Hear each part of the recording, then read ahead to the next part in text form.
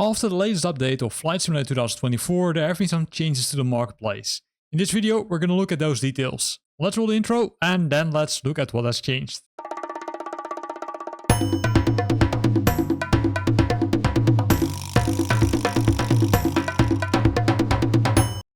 So to see the changes, we of course need to go to the marketplace. As we all know, the marketplace itself will come later, right?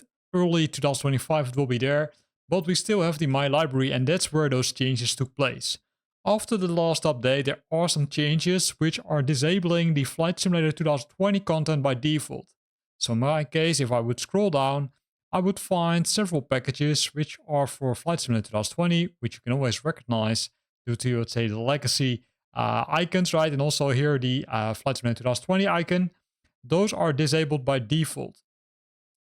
The nice thing about this is that you can enable them now, but you can enable them on individual level. So if I would expand this one, you can see that I can enable these aircraft individually by selecting them and then pressing the E from Echo, right? That's the size to install, so keep that in mind. Also be very careful with this, because as you can see, there are several aircraft which are already part of Flight Simulator 2024, including some airports like Amsterdam Airport, because if we would close this one, right, close it, and if we would go to the stream version, you can see that in this case Amsterdam Airport is already part of Flight Simulator 2024. So be careful with enabling them. First look carefully if there's not a replacement for Flight Simulator 2024. If that's the case, then use the Flight Simulator 2024 content, of course. Now, of course, there are still some, I would say, packages which are not part of Flight Simulator 2024, right? And then I'm really talking about those custom airports which you might have bought, like the Boeing 307 or the Boeing 707 or the Tornado 31. Then in those scenarios, you can still decide to enable them by simply pressing this option and then say F, by pressing the letter F from Foxtrot, or by clicking this button, then it will be enabled. The nice thing also, besides that these packages are now available, you can also see some packages which you might have bought or bought between brackets, right? Because the UK 2000 Common Library is a free version, and those are currently not available. However, they will become available later this year, hopefully, as soon as those packages have been updated to be compatible with Flight Simulator 2024. So, scrolling down the list, right, we can see that multiple packages are, I would say, that's for or are applicable, or say, for most of these packages, it's kind of applicable, right? So you can see, as for most of these packages, this has been applicable, right? So let's see when those join up, right? Likely, let's say somewhere 2025, but it really depends on the developers. So really cool to see. You sometimes see that there are sometimes multiple items, right? For example, the Junkers GU52, it are 11 items, and that's, I would say, because of the aircraft itself, but also the livery packs and the multiple different types of the aircraft which are included.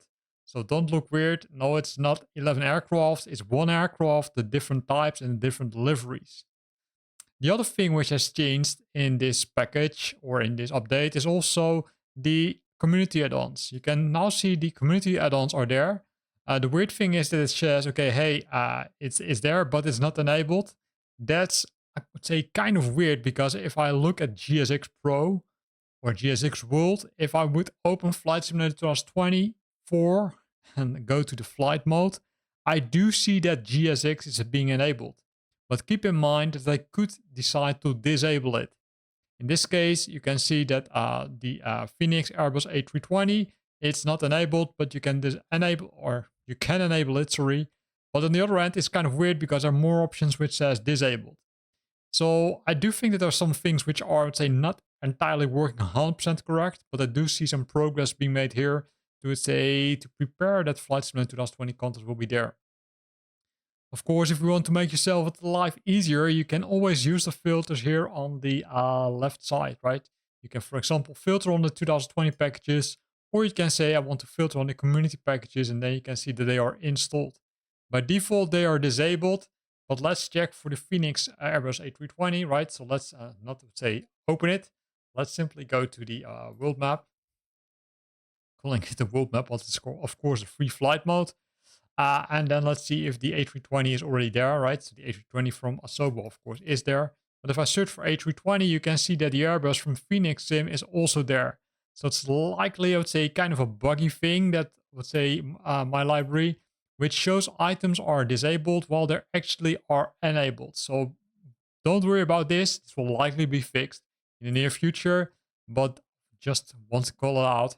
Keep in mind that it now also shows the community add-ons which have been installed, which is, I would say, I think a really nice option because this was something which was requested already from Flight Simulator 2020 timeframes already. So now an easy way to see it by simply selecting this option, and then you can see it, and then you can still decide to enable it, although I'm not sure what happens, right? Let's give it a try. Let's do it with the with this one, right? Simply say enable. And here you can see, okay, hey, it now warns you, right? It says, hey, if you enable the Asobo Airport Hacker Cairo, the following items will be in conflict with it. Thus will be disabled. So this is kind of weird, right? Because it says that it will conflict with a complete different package where I can't see why it would conflict, but likely there's an ID behind it. So I'm pressing cancel. You can see that it conflicts with multiple packages, which is kind of weird, right? So if we would do the same thing for the other ones, let's try it with GSX Pro, right? So here you can see that this one is enabled, right? So that's good. If we look at this one, you can see it's disabled. And if we would now select it, it's also enabled. Kind of weird. So I don't think that disablement is working 100% fine. So be very careful with it because it might cause some issues. When you enable stuff, it might disable some other stuff. How to figure that out is to simply go to the list, right, and make sure that all those items, which are where it says streamed, are enabled because that's the Flight Simulator 2024 content. So be aware of that. If you made a mistake, then go to the list, validate that all the items where it says streamed are enabled. And if it's not the case, then simply enable them. You can also do that on individual level, as you can see over here, right? You can see, okay, hey, I want to disable this package, but I don't want to disable the other ones. So you still have that ability also for the new packages in Flight Simulator 2024. But I'd say that again, should not be necessary normally. So pretty nice update, pretty nice new things in the My Library space, which allow you now to enable or disable certain individual packages, which will make your life a little bit easier. Here ends this video, where we looked at the new changes in the My Library. Hope you liked it.